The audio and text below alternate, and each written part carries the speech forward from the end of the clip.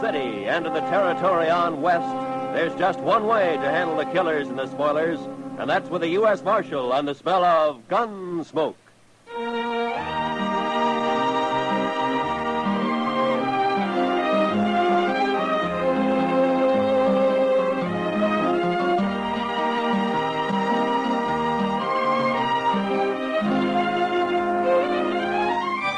Gunsmoke, starring William Conrad. The transcribed story of the violence that moved west with young America. The story of a man who moved with it. Matt Dillon, United States Marshal.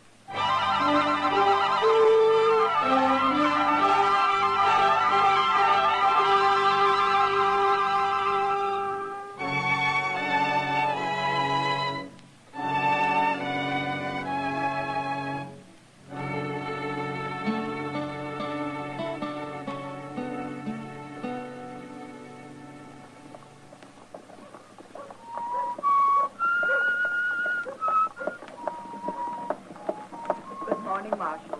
Good morning, ma'am.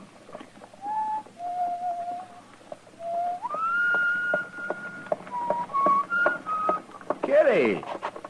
Hello, Matt.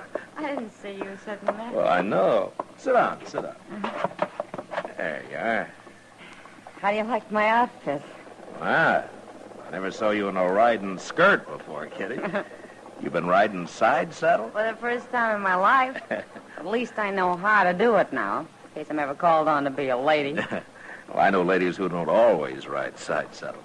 Sure. Like that female wildcat down in the Panhandle you told me about. What's her name? Oh, Belle Star? I bet she never rides side saddle. Well, Belle Star's a lady, though. And everybody treats her like one. Even though she has to use a 6-gun to make them do it. Maybe I ought to try that. Yeah, it takes more than a 6-gun to make a lady, Kitty. That's a funny way of putting it. Well, that isn't what I meant. Dillon? Hello, Miss Kitty. How are you, Chester? Hey, I just come to Longhorn there, Mr. Dillon. What, trouble, Chester? Not yet, but there's going to be as soon as Art Long gets to town. Art Long? Well, he's always been a peaceful man. Isn't he one of those nesters out near Sam Baxton's ranch? That's him. But it's another one of them nesters that's talking up trouble. A fellow named Hoffer. He's saying he's going to shoot Art Long on sight. Well, is he drunk, Chester? Yes, sir, some. Armed? He's got the biggest old cavalry pistol you ever saw stuck right in his belt. Real farmer style.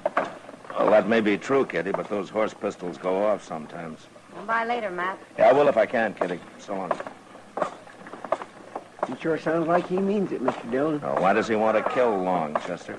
Well, sir, he didn't say. Yeah, maybe he's just drunk and wants to shoot somebody. No, Anybody. Sir. No, sirree. Hoffer's pretty certain about who it's going to be. All right, Chester. Don't stand too close in case he puts up a fight, huh? No, sir. And all you bully clubs, shut up and listen to me. When Art Long gets here, you're going to see his blood all over the floor. Right there. Or maybe right over there. I don't know just where yet. Your name, Hoffer? Barnaby Hoffer. What's the trouble between you and Art Long? You friend of his? That doesn't matter. Yes, it does. Because if you're a real good friend, I might take it to mind to shoot you, too. I'm a U.S. Marshal, mister, and you're not going to shoot anybody. Oh, Marshal Dillon, huh? I'll take that pistol, Hoffer. Okay, Marshal. Take it. All right. Now tell me what this is all about. I don't need no pistol. He's got a knife, Mr. Dillon! Drop it, Hoffer. I said drop it. No! I'm going to cut you again. Give me that knife back. You're kind of hard to convince, Hoffer.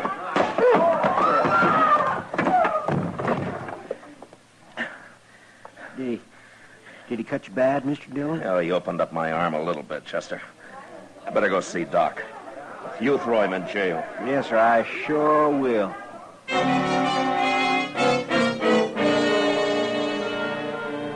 There's a saying that it's the gentle horse that's most dangerous. You don't watch him close enough.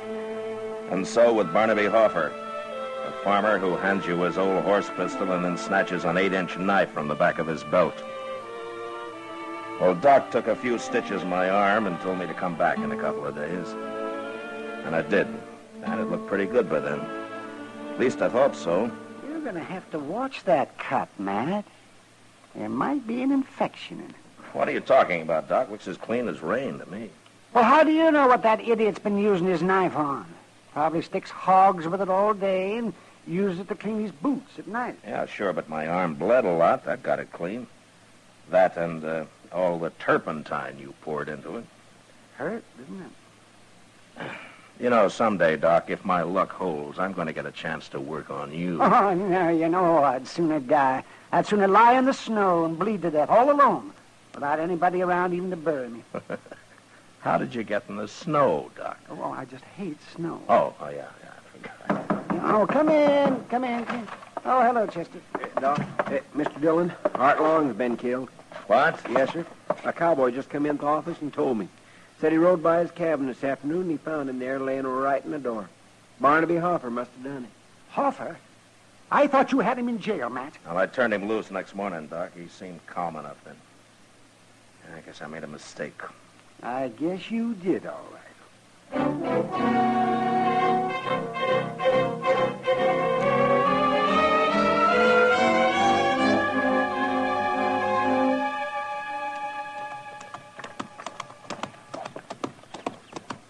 Maybe we shouldn't have stopped to bury Art Long.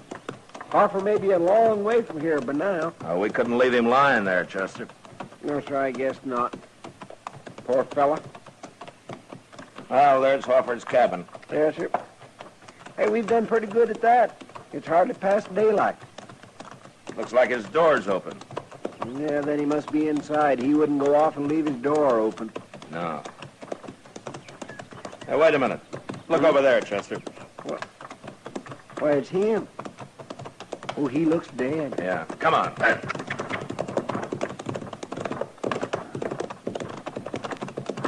Oh.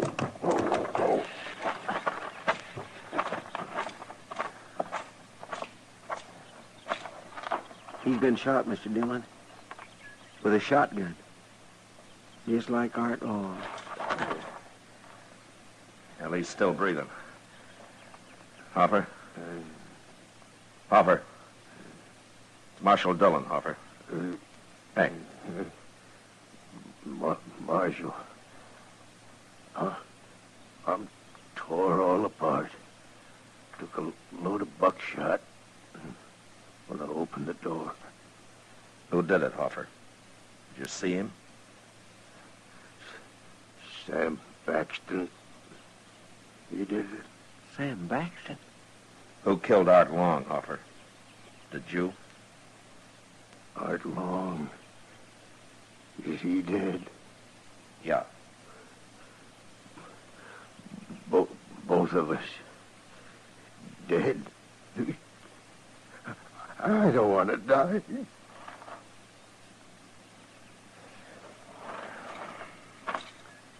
It's a wonder he lived this long. Gosh, Mr. Dillon, I just can't believe Sam Baxton done this. Why? Just because Baxton's a big rancher and pretty respectable? He's also a mean old devil. And these men are nesters. Come on, let's go find him, Chester.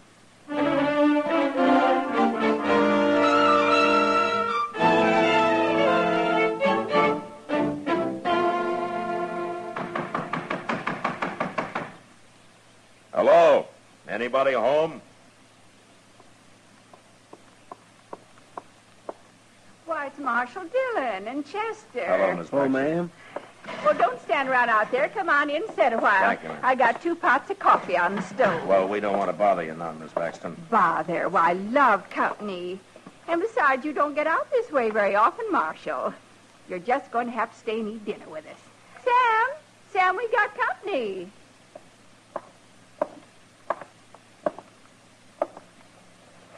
Hello, Baxton. What are you doing here, Marshal? Why, Sam, that's no way to... Shut up, woman. Oh, please, Sam, don't talk like that. Want to get whooped instead? Well, do you? No, Sam. I asked what you're doing here, Marshal. Yeah, Yeah, I heard you. Well, say it out. We're busy around here. You know Art Long and Barnaby Hoffer? I know 'em. Dirty nesters.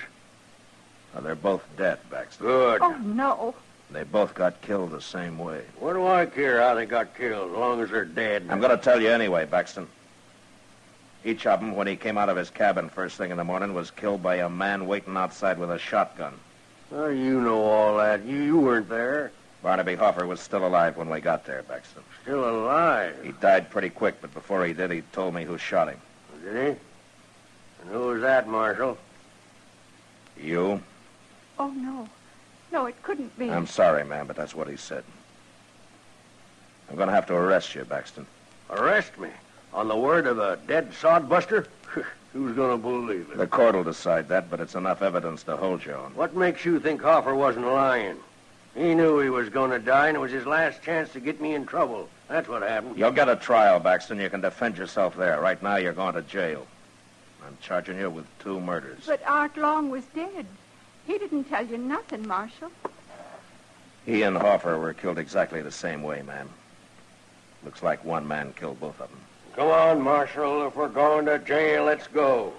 And you stay out here, woman. I don't want you running into Dodge all the time I'm there. All right, Sam. And don't go talking your fool head off to everybody about this either. I won't. When we get this business over with, Marshal, I'm going to give you a lot of trouble. You're going to wish you never come near me.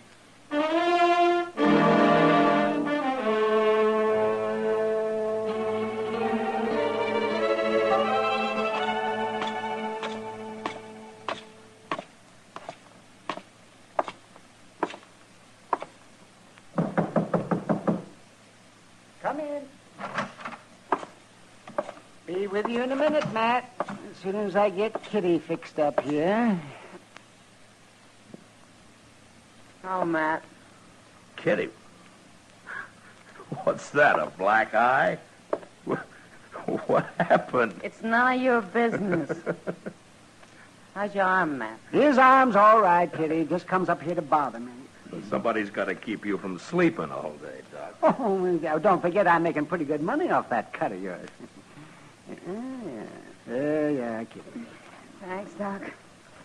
Matt, has Sam Baxton confessed yet? No, I've spent 2 days trying to get him to, but he won't admit a thing. Well, if he does hang, there won't be many tears shed around here. Yeah, there's Ms. Baxton, Kitty. For some reason, she really loves him. Oh, that poor woman. I've seen how he treats her. Too bad she hasn't got a son to stand up for her. Some kid about 8 feet tall. Well, he'd be about 8 feet tall if he was Sam Baxton's. Well, that man's tall as a tree. Is he still wearing that white hat of his? Yeah, the only time he takes it off is when he sleeps, Kitty. Then he puts it over his face. Must be like sleeping under a horse blanket. No wonder he's so ornery all the time. Oh, come in. Well, come on in, friend. Fellow downstairs told me I could find the marshal up here. What can I do for you, mister? Oh, I never been in Dodge City before, Marshal. I ain't even been in Kansas very long. I'm riding south. I got tired of that cold up north. Why, you're welcome here. I'm going on south. What I come to tell you was there's a little creek runs out of Arkansas about 20 miles from here. Fellow told me it's called Ginger Creek. Yeah, that's up near Sam Baxton's ranch, man. It's on his ranch, according to him. What about Ginger Creek, mister?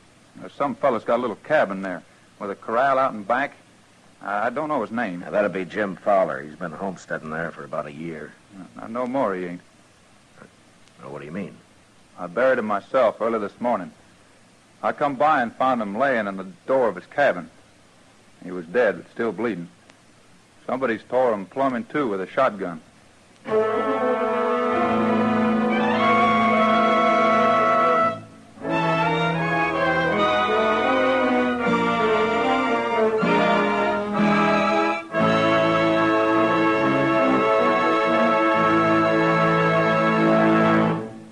We will return for the second act of Gunsmoke in just a moment. But first, Radio's outstanding theater of thrills, Suspense, launches its new summer series Tuesday nights on most of these same stations with more spine-chilling stories packed with excitement and well calculated to keep you in suspense.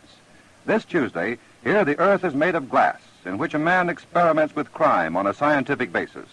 Suspense, now Tuesday nights at the Star's address. Don't miss it. Now, the second act of Gunsmoke.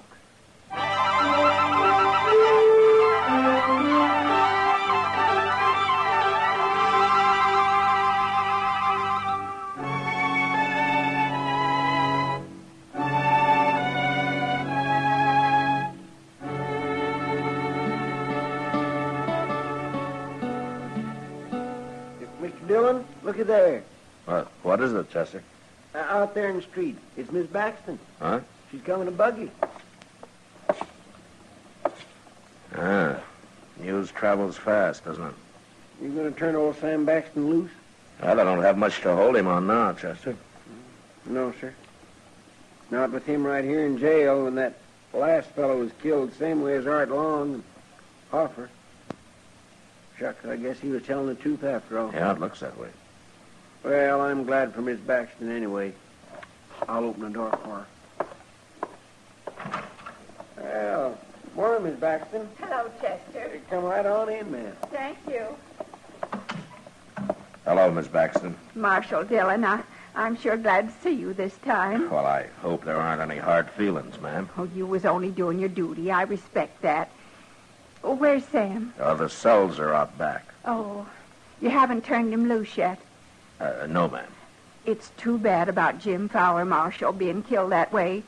But it was just like the others, wasn't it? The same man killed all three of them. And Sam was right here in jail. Well, I was just saying to Chester, news sure travels fast. How'd you hear about it so soon? It just happened this morning. What? One of our cowboys rode by there about noon, Marshal. He come straight to the ranch and told me about it. Would you let Sam out now? I'd like to get started for home. I'm sorry, Miss Baxton, but I'm going to have to hold him for a while yet. But why, Marshal? What for? Well, Mr. Dillon, a few minutes ago you said yourself... I said that he wasn't clear of this yet, Chester. You don't listen very close, Chester. No, sir, I sure don't. Marshal, you said that whoever killed Hoffer killed Art Long, since they was both shot the very same way. Well, I know I did, ma'am, but I've been thinking a lot about it, and I'm just not sure yet. Even with the same thing happening again this morning? Well, I got to admit that does make a difference, all right. I suppose if one more man got killed like that, I wouldn't have any case at all against your husband. But the way things are now, I got to hold him, ma'am. I'm sorry about it. Well, it's like I said, Marshal. You got to do your duty. Yes, ma'am.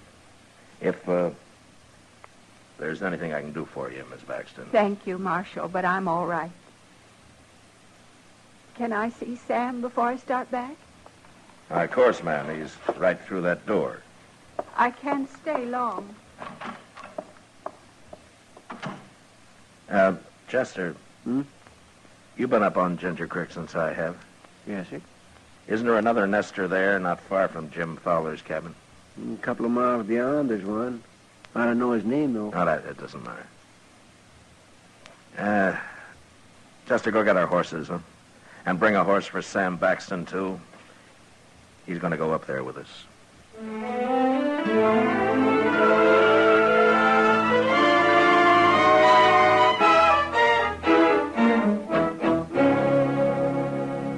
I don't know what you're up to, Marshal, but I'd rather be in jail than spending the night in this place. It's a nice little cabin he's got here, Baxton. Yeah, you improved it some when you sent him into Dodge for the night. It's almost daylight, Mr. Dillon. Okay, Chester. Well, I'm going to build a fire now and let whoever's waiting outside think his victim's just got up. What makes you think he'll be there this morning, Marshal? But if he isn't, we'll stay here till he does come. Mr. Dillon, you want me to pull the door open when you're ready? I'll tell you when, Chester. And after he gets off a couple of blasts with that shotgun, we'll go out and try to take him alive. All right, Baxton, you get over there with Chester. And I'll try to get this thing started.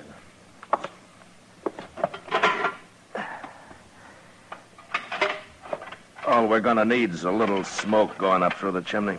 Maybe we can come back when it's all over and cook a little breakfast, Mr. Dillon. Now, we'll worry about breakfast later, Chester. Yes, sir.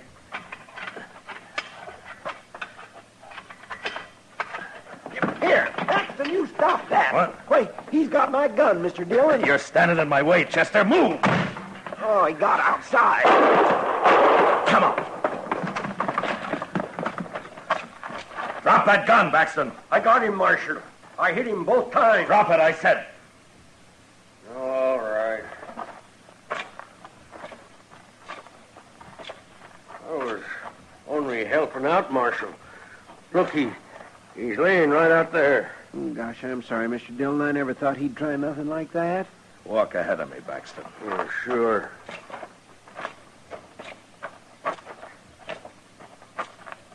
Oh, Marshal, look, it's my wife.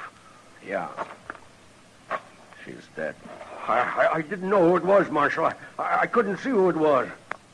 How'd I know she was doing this? Going around killing people. Your wife shot Jim Fowler yesterday morning. I didn't know she hated nesters that much. Well, it's kind of hard to believe, Marshal. Yeah. But I guess you never know about a woman. Well, I can tell you about her, Baxton. Fowler's the only man she killed, and she didn't kill Fowler because she hated him. She did it because she loved you.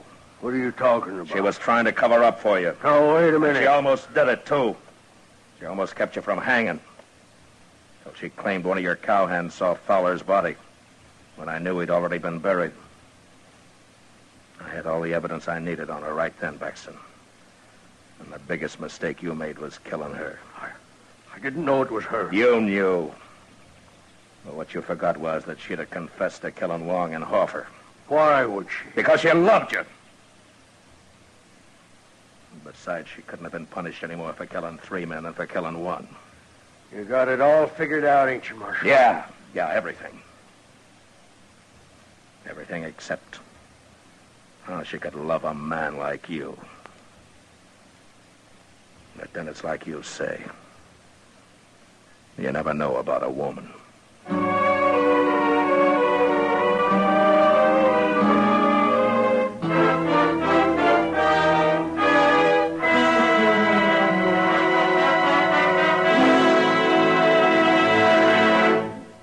Gunsmoke, transcribed under the direction of Norman MacDonald, stars William Conrad as Matt Dillon, U.S. Marshal. Tonight's story was specially written for Gunsmoke by John Meston, with music composed and conducted by Rex Corey. Featured in the cast were Joseph Kearns, Helen Cleve, Paul Savage, and Clayton Post. Parley Bear as Chester, Howard McNear as Doc, and Georgia Ellis as Kitty. Roy Rowan speaking. Join us again next week as Matt Dillon, U.S. Marshal, fights to bring law and order out of the wild violence of the West in Gunsmoke.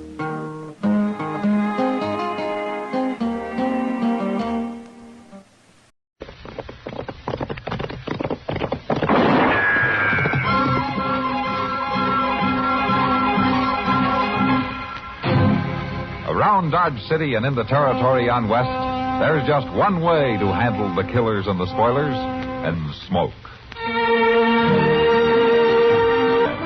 The story of the violence that moved west with young America, and the story of a man who moved with it. I'm that man, Matt Dillon, United States Marshal.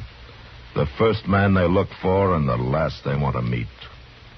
It's a chancy job, and it makes a man watchful. And a little lonely.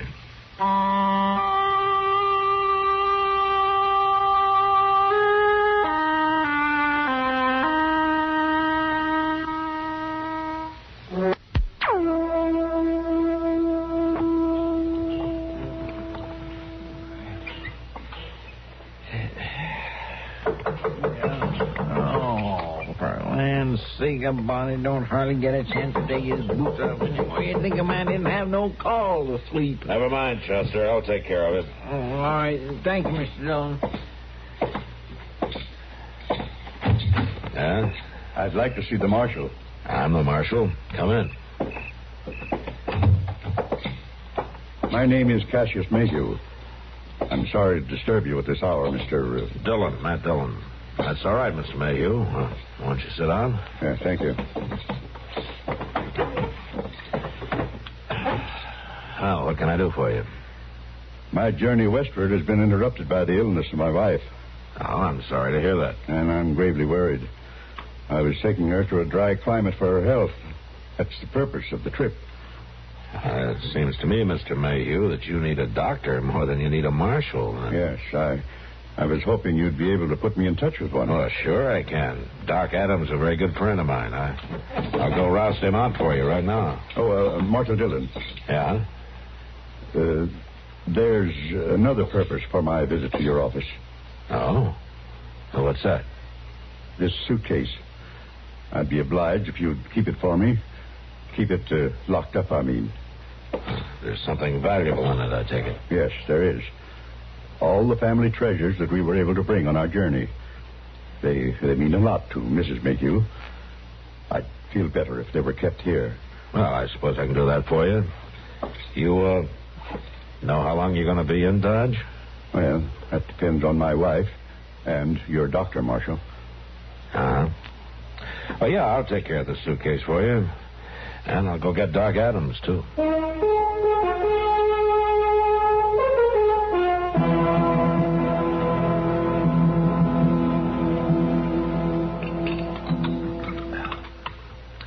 Go ahead, Doc. Eat up. Chester told me that he had 3 helpings of that stew.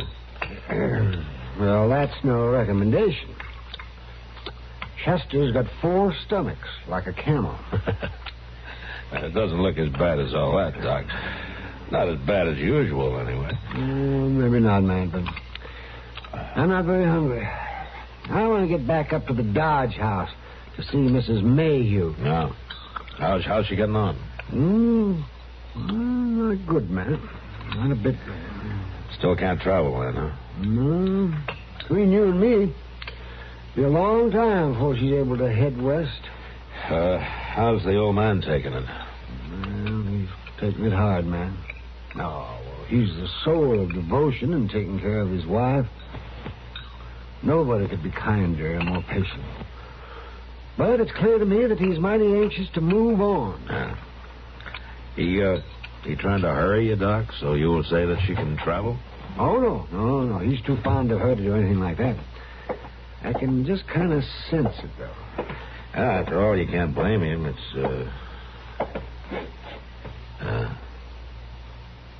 yeah? I would expect to find the marshal in his office in the middle of the day. The marshal has a right to eat his dinner. No, that's all right, Doc. Who are you? My name is Henry Brailes, and I'd like a word with you in private. Well, I'll be going along, man. No, take your time, Doc. Take your time. No, I'm late now. Unless you need me. No, Doc, you go ahead. I'll see you later. Yeah, all right.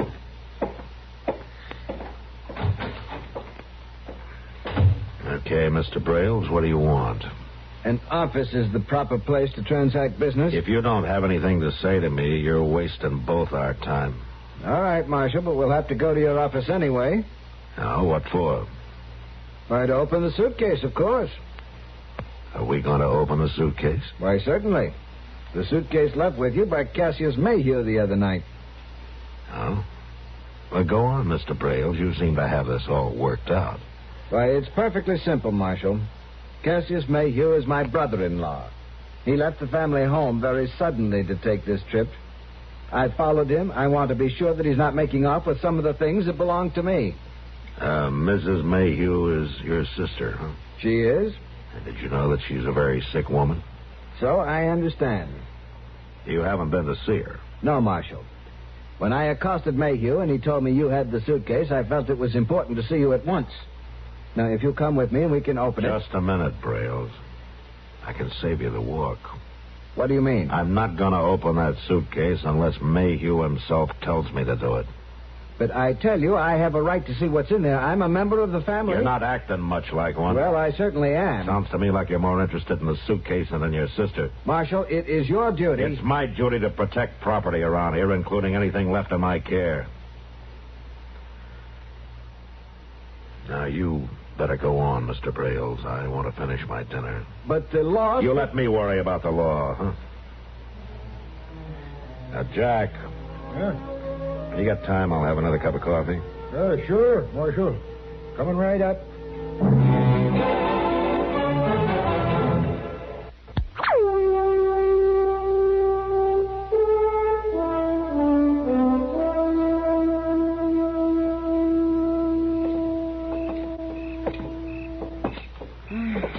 It's an awfully pretty night, Matt. I enjoyed the walk. Yeah, so did I, Kitty. You know, it's the first time I can remember that I've walked when I didn't have to. You suppose your horse got on all right without you? I sure hope so.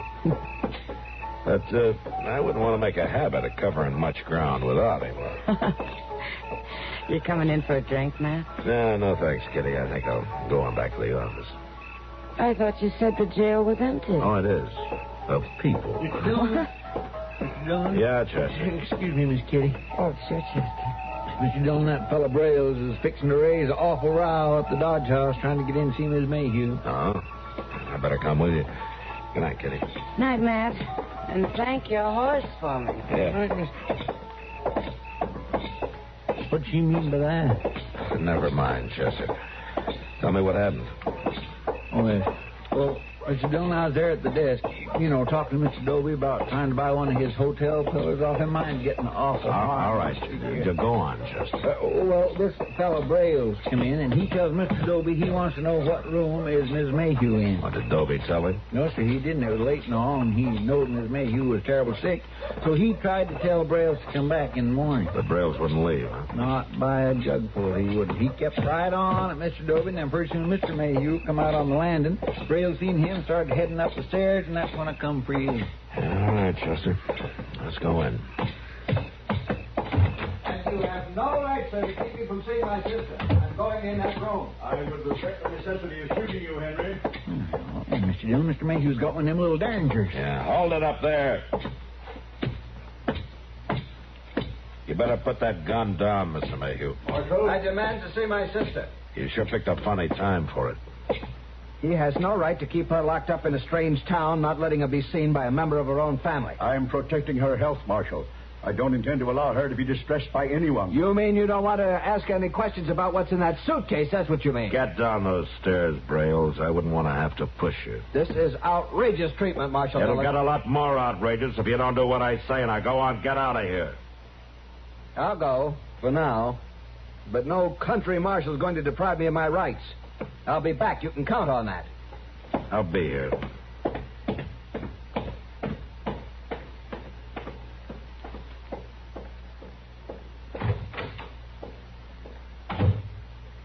Thanks for your assistance, Marshal Dillon. You spared my wife an ugly scene. Yeah. And I think I'd keep that derringer in my pocket if I were you. Well, I'm not a shooting man, Marshal. I've never even owned a pistol before. But Mrs. Mayhew thought I might need protection on the journey. Yeah. Well, sometimes a man needs protection from his own gun, Mr. Mayhew. Yes, Marshal, I understand. It will not happen again.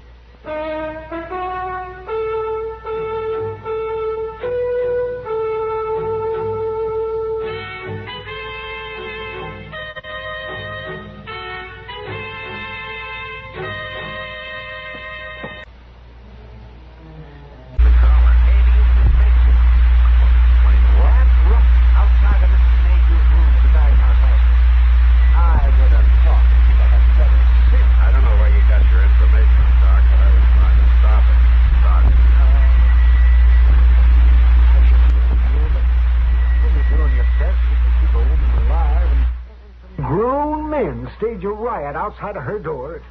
I tell you, it just makes you wonder. No, I don't blame you, Doc. I'm sorry it happened.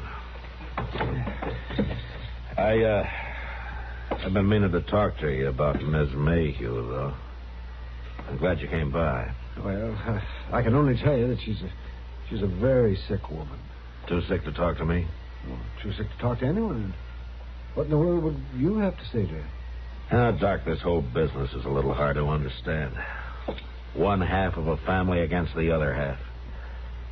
Brails accusing Mayhew, and Mayhew keeping him off at gunpoint. I thought maybe Miss Mayhew could give me a couple of answers to a couple of questions so that I could get Brails out of here for good. Well, maybe she could now, but I couldn't be responsible for what it might do to her. That scene outside her door last night almost finished her off. Yeah. All right, Doc. Never mind. Thank you, man. Brought the mail, Mr. Dillon. Hello, Doc. Chester, how are you? We're gone long enough to write some of it, Chester. Well, I was noticing things. Man can't hurry himself when he's noticing. No, of course not. Well, and what did you find to notice this morning? No, my land, there's lots of things going on one place.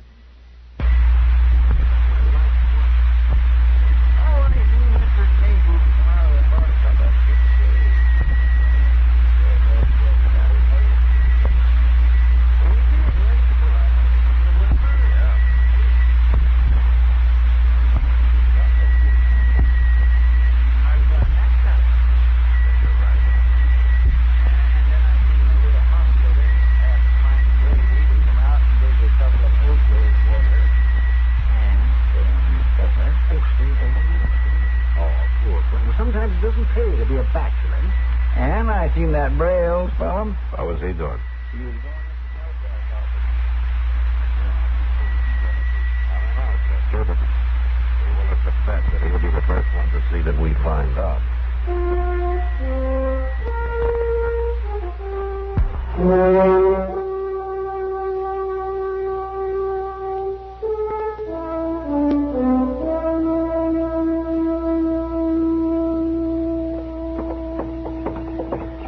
Marshal Dillon?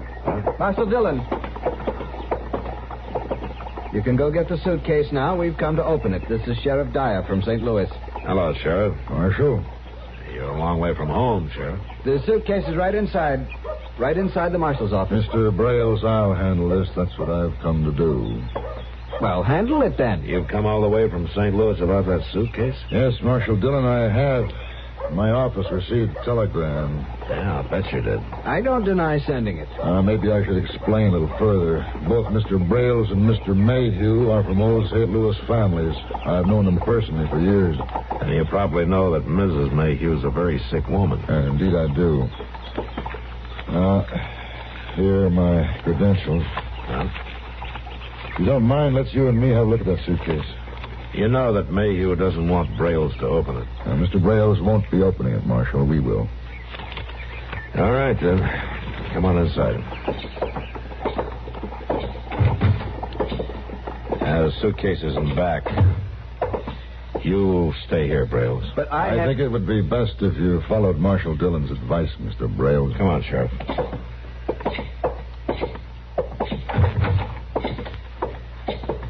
Suitcase is in here.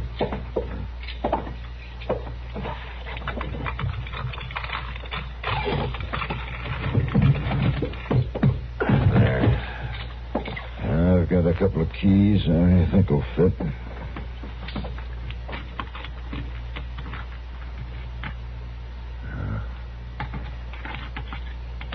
This one fits. It'll open.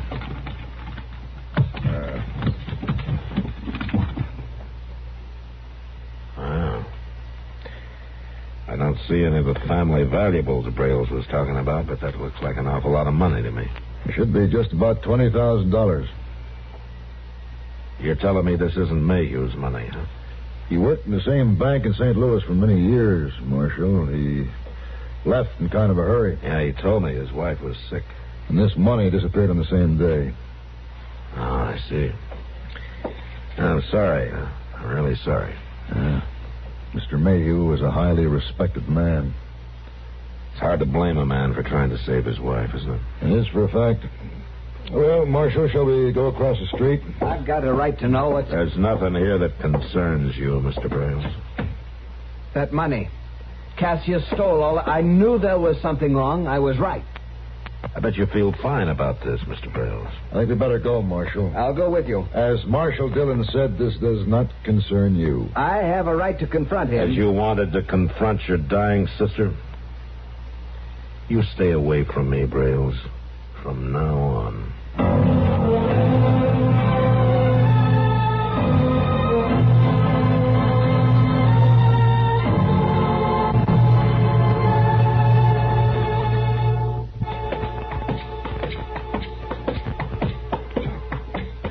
The room at the top of the stairs, Sheriff. Oh, Matt. I want to see Mayhew, Doc. I don't want to bother his wife. You can't. She's dead. Oh.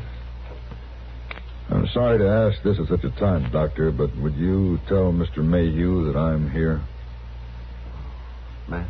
This is Sheriff Dyer from St. Louis, Doc. Well, all right, Matt. He's in pretty bad shape. I am able to face up my responsibilities. Hello, Sheriff Dyer. Hello, Mr. Mayhew. I'm sorry about your wife, sir. Thank you. You know why I'm here. Yes, I know. The money. I took it to give her a chance at a new life. Now, her life is gone. Mine is gone with it. I'm sorry, Mr. Mayhew. I'm sorry, too, Marshal. Sorry for imposing on your good faith and kindness. Sorry for betraying your trust. Mr. Mayhew, she never knew that you took the money. No. She never knew. That's one thing. She never knew.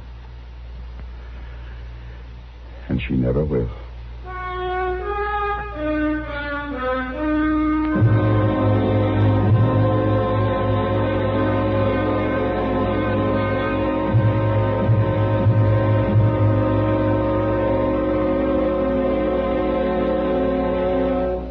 Welcome, William Bendix. Nobody can act up to par with a nasty cold. I check my cold distress the fast way, with 4-way cold tablets. Yes, tests of 4 leading cold tablets proved 4-way fastest acting of all. Amazing 4-way starts in minutes to relieve aches, pains, headache, reduce fever, calm upset stomach, also overcomes irregularity. 4-way's the fast way to relieve those cold miseries. Then you feel better quickly. 4-way cold tablets, only 29 and 59 cents. And now a word about another fine product of Grove Laboratories. Do you know you can actually improve the appearance of your hair while you free yourself from itchy, unsightly dandruff? It's true.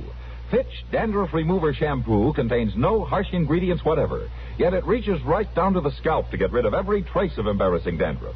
Guaranteed with just one lathering. And note this, Fitch Shampoo can also make your hair as much as 35% brighter. And remember this about Fitch Shampoo. It positively removes dandruff, as it definitely acts to brighten hair. Use it regularly.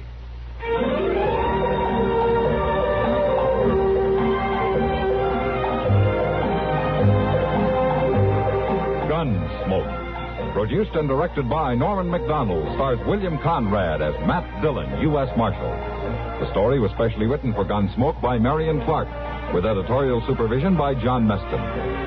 Featured in the cast were Ralph Moody and Harry Bartell. Harley Bear is Chester, Howard McNear is Doc, and Georgia Ellis is Kitty. This is George Walsh inviting you to join us again next week for another story on...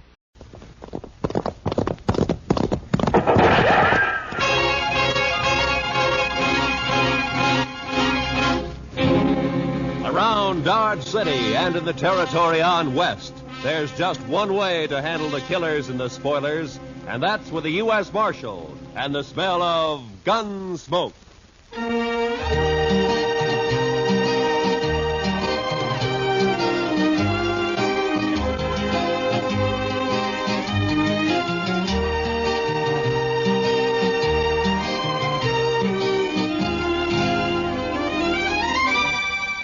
Gunsmoke, starring William Conrad. The story of the violence that moved west with young America. The story of a man who moved with it. Matt Dillon, United States Marshal.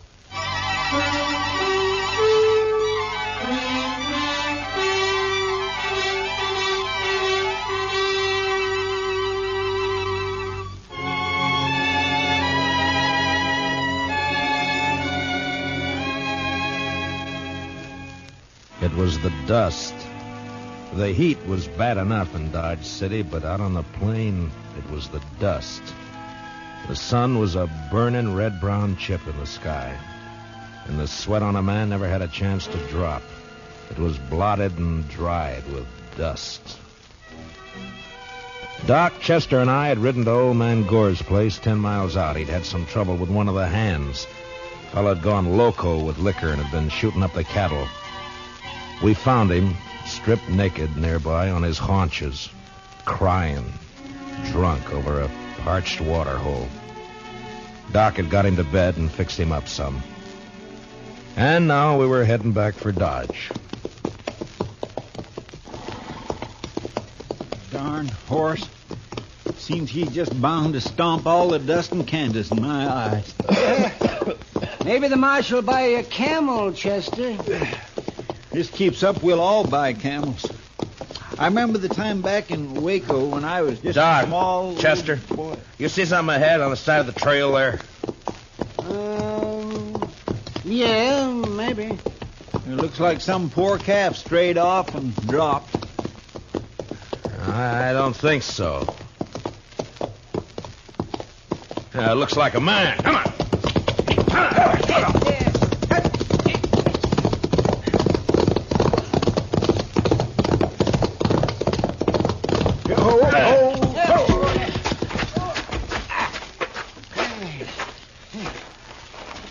Chester, get the water bag. Yes, sir. Yeah, let me have a look, Marshal. Yeah. Let's see. Heat. Is he all right?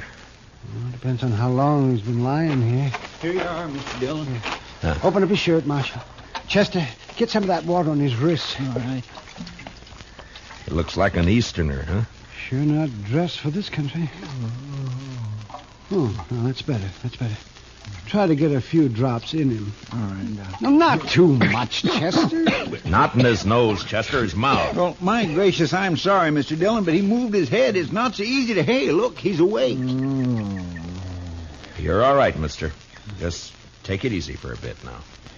Oh, that this too solid flesh would melt, thaw, and resolve itself into a dew. What did he say? Oh, it's out of his head, Chester. For this relief, much thanks. Forget it. Chester, get around the other side and shade him from the sun. Yes, sir. The sun. I begin to be weary of the sun. I don't blame you. What happened? My wagon shed a wheel, I fear, along the high road. I know not where I am. You're about 4 miles out of Dodge City. Kansas. Kansas. I would give all my fame for a pot of ale and safety. We better get him to town quick. He's in a bad way. He's delirious. You think you can make it on a horse? We'll take him into Dodge.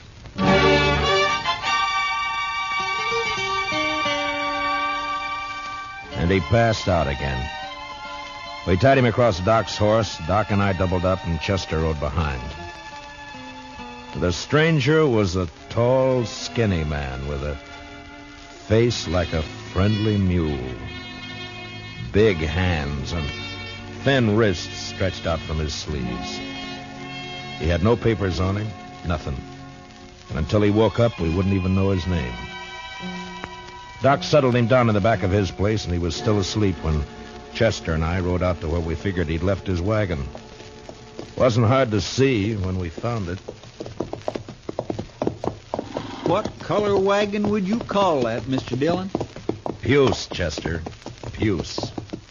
I guess so. Seems to be some writing on the side there. Yeah.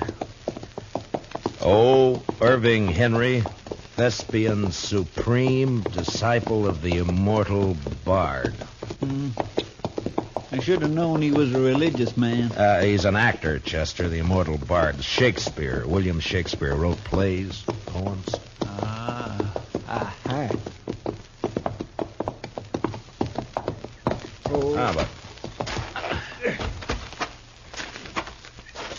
You think he let the horses go, Mr. Dillon? well, I was wondering that. Seems to me he'd have ridden for help instead of trying to walk. Horses couldn't have got out of the harness themselves. Let's take a look at the wheel. Wish we could wait till the sun goes down. It's going to be awful hot work, Mr. Dillon.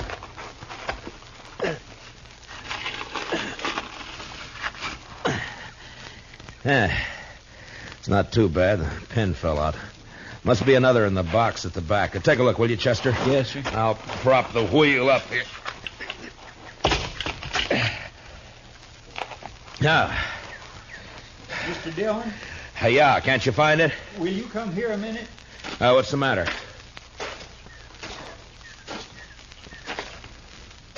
Take a look in there. It took a second or two to get used to the darkness inside the wagon.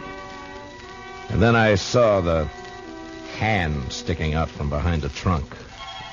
You didn't have to be the doc to know that it was a dead hand.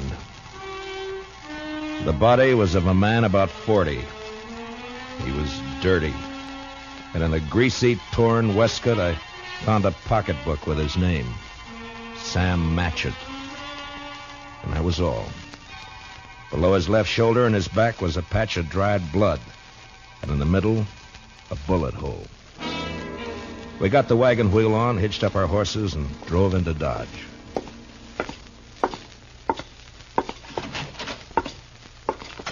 Doc? Oh, that's you, Marshal. Yeah. Yeah, be right out. All right. Get that fella's wagon fixed up? Yeah, I brought it in. Is he awake? Oh, I haven't looked in the last half hour. I was making coffee. Want some? No, thanks. Oh, it's a funny thing about coffee. When it's hot weather like this, drink it scalded and it makes you feel cooler outside. Look, Doc, I got to see that fellow. I want to ask him a couple of questions. Oh, that's so? I found a dead man in the back of his wagon.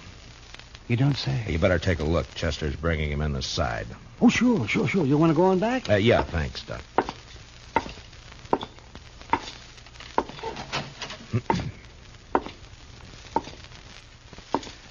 Mr. Henry? Mr. Henry, wake up. Yeah? What? Oh. Your name, Irving Henry? Oh, Irving Henry. What is this place? Now, you got to listen to me for a minute. We found your wagon. Ah? Did you let the horses go before you sat on your own? Of course. I could not let them remain to die. Well, how come you didn't take one to ride? I have a loathing of horses. I cannot bear one under my body. There is a carafe of water beside the bed. Would you be good enough, Mr. Dillon, Matt Dillon. I'm the marshal here in Dodge City. Here you are. Oh, my thanks. Now, what were you doing with a dead man in your wagon, Mr. Henry? A dead man? A dead man shot in the back, lying in your wagon. This is very midsummer madness. I won't argue about that, but I'll thank you to answer my question. But it is impossible. It isn't true. I say it is.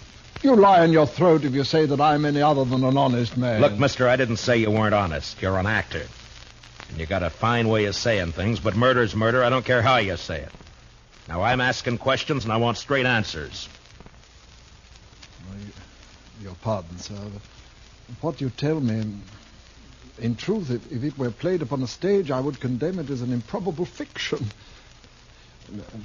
I swear to you, I know nothing of a body. Did you come through Hayes City? Yes. Do you know a man there called Sam Matchett? No. You had no trouble in Hayes City? No. What are you doing in these parts, Mr. Henry? I am touring the provinces. An actor eating the bitter bread of banishment. And my talents are not taken for their worth in the East. And therefore, I bring the immortal bard to the hinterlands. And now, sir, that the interview is ended, pray give me leave to depart. I'm sorry, I can't do that. You'll have to stay until we get this thing cleared Mr. up. Dillon, Doc would like to see you. All right, Chester. Stay here with Mr. Henry, will you? Well, sure, Mr. Dillon, sure. How you feeling by now, Mr. Henry? Would you like some more water? These evil manners live in brass.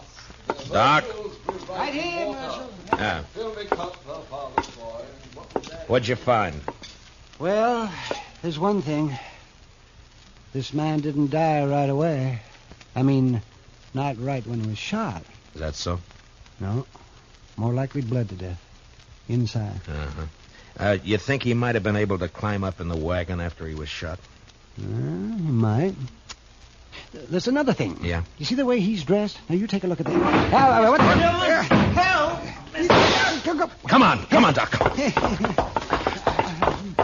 Chester. What's the matter with him? Chester. He took my gun when I was pouring him some water, Mr. Dillon. He must have gone through the window, Marshal. tried to get it back. It went off. Take care of Chester, Doc. I'm going after him.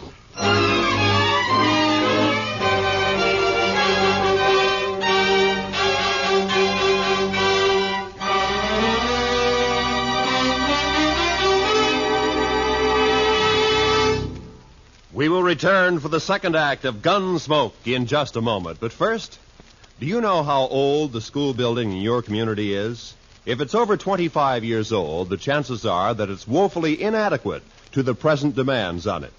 Certainly thousands of schools all over America are unable to meet the needs of a greatly increased enrollment. And all our school children will suffer unless all of us work actively to improve conditions.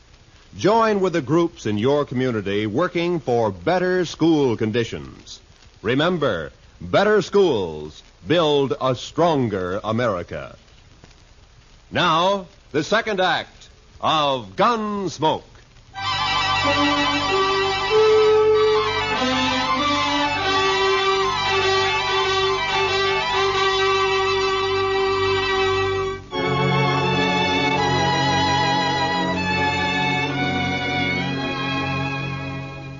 When I went out of there, I didn't know how badly Chester was hurt. There was a lot of blood on his head and over his face. It was nearly dark outside, and the street was empty. It was supper time. I could see the women through the windows getting food ready. The kids were inside, too. Sure looked peaceful. But with Henry out with a gun, well, that wasn't a good thing to have running around loose in Dodge.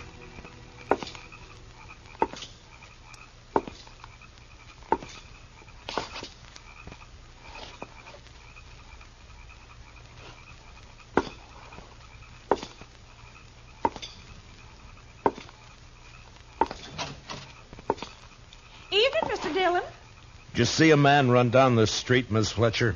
Well, no. Oh, you better get inside and lock your door. Don't come out again. There's a killer loose.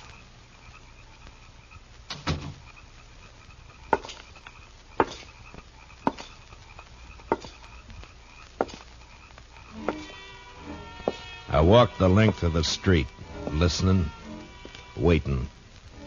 And when I got to the end, there was nothing. He hadn't taken a horse, I'd have heard that. And in a way, I was sorry, because if he'd tried to hide and dodge, there'd be no way to get out of shooting that wouldn't get women and kids hurt. A breeze came up and swirls of dust flew around, and then settled as the air became still and hot again. I went back to Doc's place.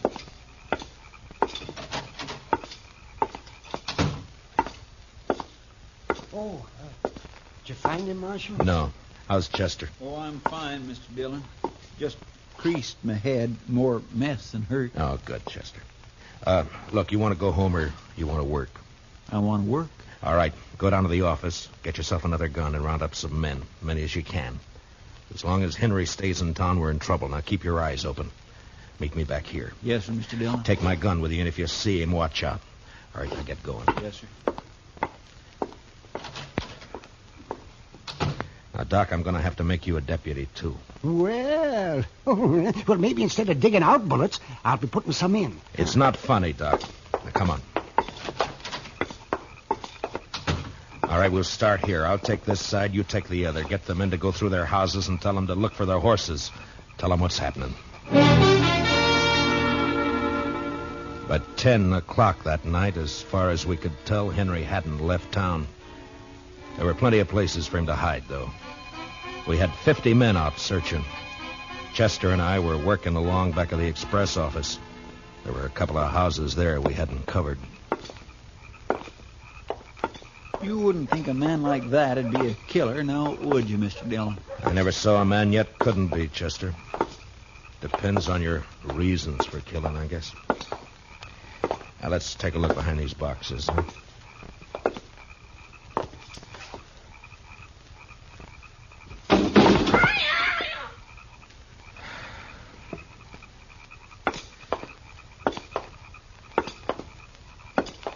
You think he could have got this far? Yeah, he might. lot of back streets to sneak around in the dark. That's Miss Cullen's place there, isn't it? Yes, sir. Looks like she's still awake. Light burning back there. Yeah.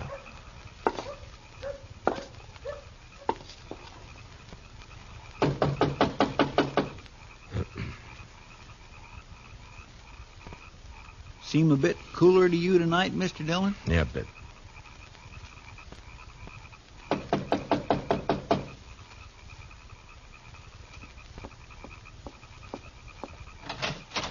Oh, evening, Miss Cullen. I'm sorry to get you up, but we're looking for a man, a stranger around. He's tall, thin. You seen anyone about tonight? No. No, I haven't. Oh? How's the kids? Oh, they're fine. Thank you, Mr. Dillon. Fine. Uh-huh. Well, you keep the place locked tight, Miss Cullen. Don't let anybody in tonight unless you know who it is. All right. Good night, Mr. Dillon. Good night, ma'am. Well, now that's strange. She didn't even say hello to me, and I know her better than you do, Mr. Dillon. Chester, round up the others. Get them over here. I don't know why she... He's in there with her. I think he's got the kids in the sleeping room. Oh. Sent her out to get rid of us. Now, I'm going to try and get in. Don't do anything when you come back. Just put the men around the house. Yes, sir.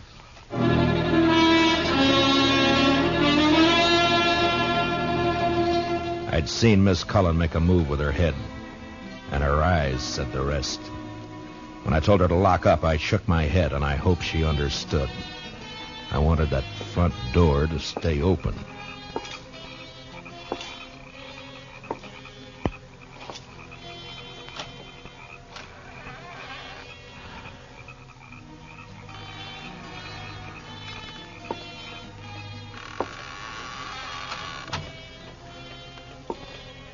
Keep my promise as soon as I can. He was in there, all right. I could hear him. I wanted him alive, but I wasn't going to risk hurt to Miss Cullen or the kids getting him. Please. I did what you asked. Don't hurt the children, please. They will never know this night. And in the morning, when they're awake... What's that?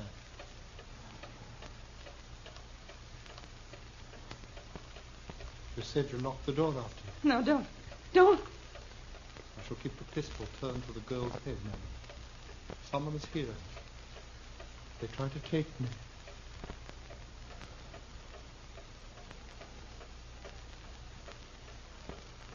Who is it? Who?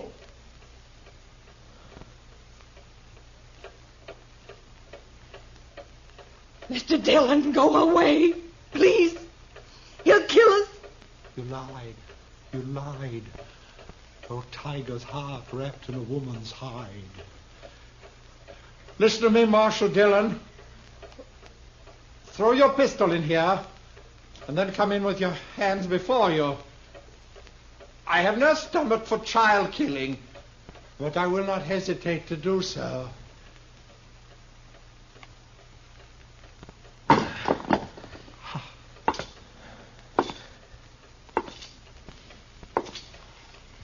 Now, give me the gun, Henry. No. You won't be able to get out of this. I must. There is living to be done. You know that fancy talk isn't going to help either. Now, why don't you climb down? What happened to Matchett? Nothing happened to Match. Why'd you kill him? I didn't.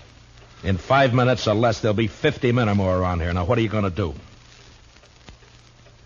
I don't know. If you didn't kill Matchett, you'll get a chance. I'll see to that. There's no use going on this way. Give me the gun. I cannot. It is my prop of salvation. No gun is salvation to anybody. Put it down. You must tell the men to go away, Marshal Dillon. I'll have to take one of these children with me for my protection. No! Shed a tear for me, madam. I have the greater need. You do a lot of talking, mister. I'd like to see you turn the gun away from that kid's head. That'd take more than talk, wouldn't it, though? I have no skill with such a weapon. Why should I match with you? I want to live. You're going about it the wrong way. The smallest worm will turn, being trod upon. Meaning? You gave me no choice when you brought me here. Would have been better to have left me lying in the dust.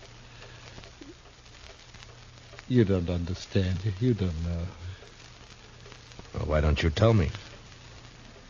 What good would it do? It depends.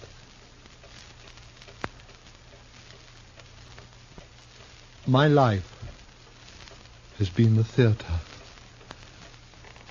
As a boy, I was a student of Shakespeare. You would look at me. Who would accept this face for Hamlet? This ill-shaped body for Romeo? His speech has become my speech, but the fools only look. They cannot listen for laughing. There have been ugly men before you. It hasn't been cause for murder. Why'd you kill Matchett? In New York, there was a man, a gross, stupid man who fancied himself an interpreter of the bard. He took me, as his apprentice, and together we set out for the tour. I would play only the voices. Never Richard, never Henry, never Lear, only the voices. Whilst he, stumbling, drunken, he muddled and tore to a tatter the words that I should have spoken. You killed a man because you wanted to play a hero?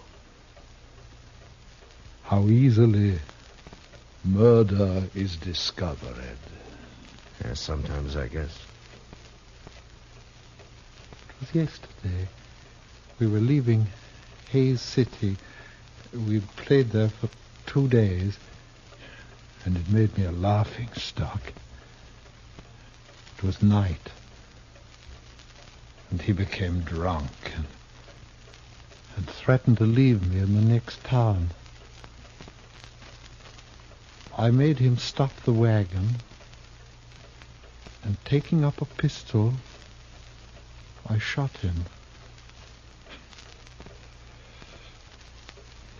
He did not die at first, and when I saw what I had done, I wanted him to live. And I put him into the wagon, and I drove on, hoping to find a doctor. Then, as the night passed, I saw that he had died. And I was afraid. The wagon broke down? Yes, I put my purse into his clothes and took his name for mine. How I've hated the name of Sam Matchett. But you wouldn't understand. I wouldn't? Well, what now? I want to live. I want my chance. You've done a murder. I can't let you go. You know that. Don't make it harder. I lost my husband 2 years ago. I know what it is to be alone. You've been alone, haven't you? I'm sorry. But you killed someone. We may pity, though not pardon, dear. I'm going now, Marshal. If you walk out of there with your gun, you're a dead man. Death's a great disguiser. I must have my chance. Don't do it, Matchett. There'll be killing. Madam, forgive me. I would not have harmed your children. Matchett, put down your gun. Let me go my way. Please. There are a lot of men waiting for you out there, Matchett. You know what'll happen if you open the door.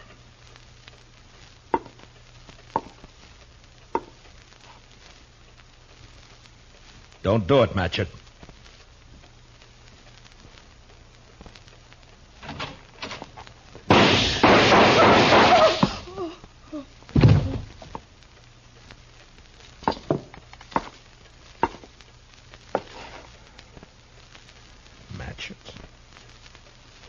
Sleep, perchance to dream. Aye, there's the rub. For in that sleep of death, what dreams may come.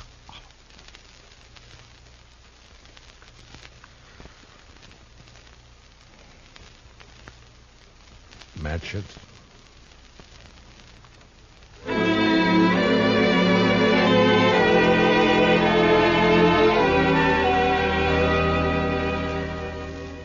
He knew he was going to die. The minute he opened that door, he knew it. And maybe he wanted to, because he fired first, a single shot. We buried him in back of the church, and I found some words in a book to put on his grave. He that dies pays all debts.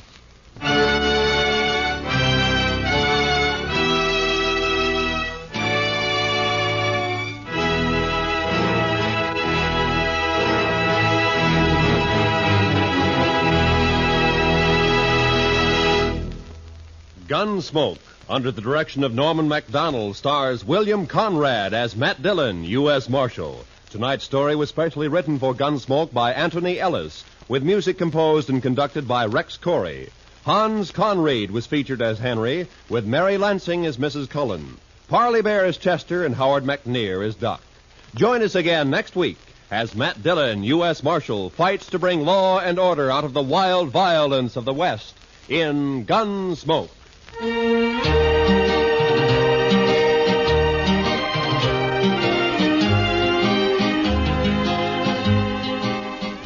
Roy Rowan speaking. Remember, Gangbusters go into action Saturday nights on the CBS Radio Network.